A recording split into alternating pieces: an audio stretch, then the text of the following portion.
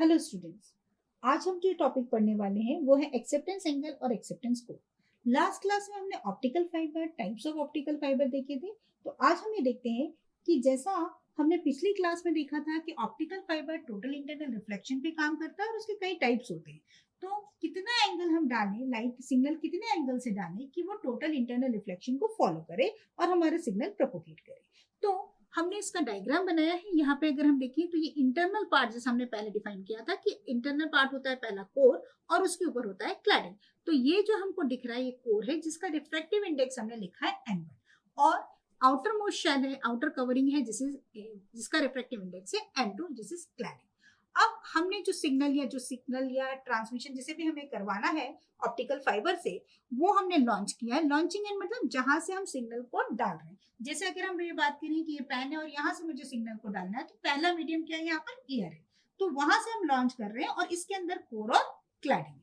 तो outer inner most surface पे वो आ रहा है। तो यहाँ से हमने सिग्नल को लॉन्च किया। जो पहला मीडियम था उसका रिफ्रैक्टिव इंडेक्स को हमने माना n0।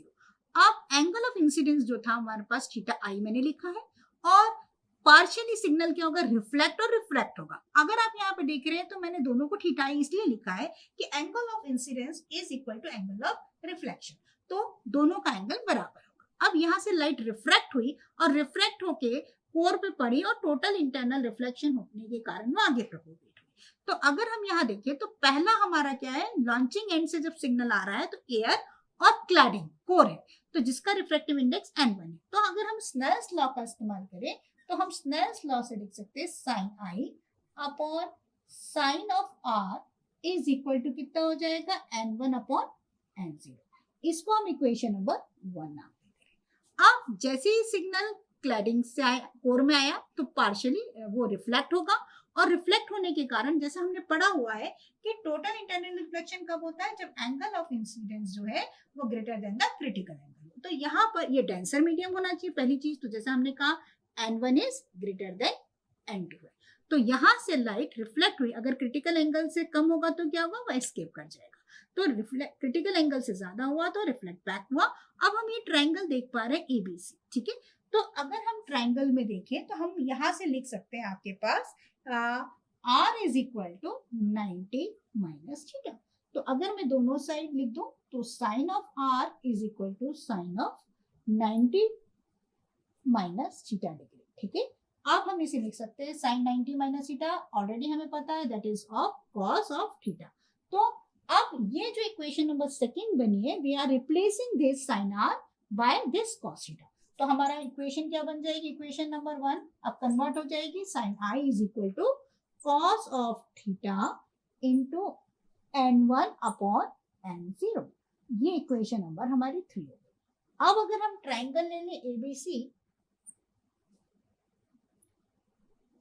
अगर मेरा ये इंसिडेंट एंगल जो यहाँ से जो लाइट रिफ्लेक्ट हो रही है अगर वो उसको मैं थीटा सी मान लूं मतलब क्रिटिकल एंगल के बराबर, तो यहाँ पर जो लाइट है उससे मैं लिख सकती हूँ साइन ऑफ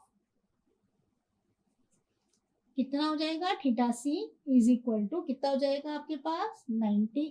आपके पास कॉस ऑफ थीटा सी यहाँ पर आ जाएगा साइन 90 या इसको आर आप कह लें, है ना, या जो भी कह रहे हैं आप, sine is equal to cos theta is divided by sine of 90 degree is equal to n2 upon n1, ठीक है, थीटा ये जो भी कह रहे हैं। अब यहाँ पर मेरे पास साइन 90 हो गया 1 तो साइन थीटा की वैल्यू कितनी होगी n2 बाय n1।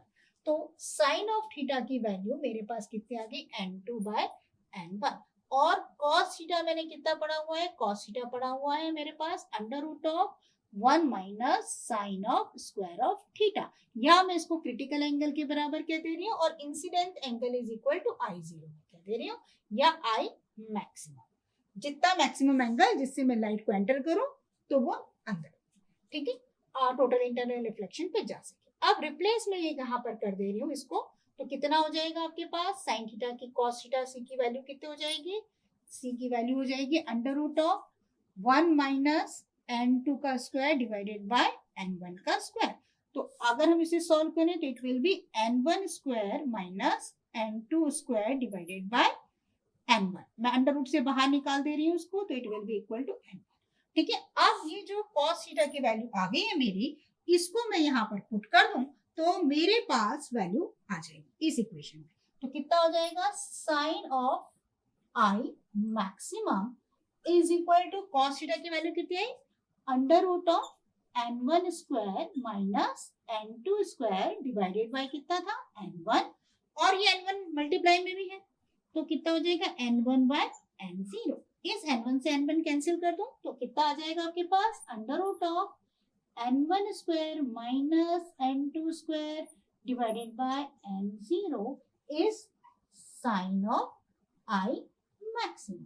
या आई मैक्सिमम यानी कितना एंगल मैक्सिमम बनाऊं मैं, वो किसके ऊपर डिपेंडेंट हो गया, that is sine inverse of under root of n1 square minus n2 square.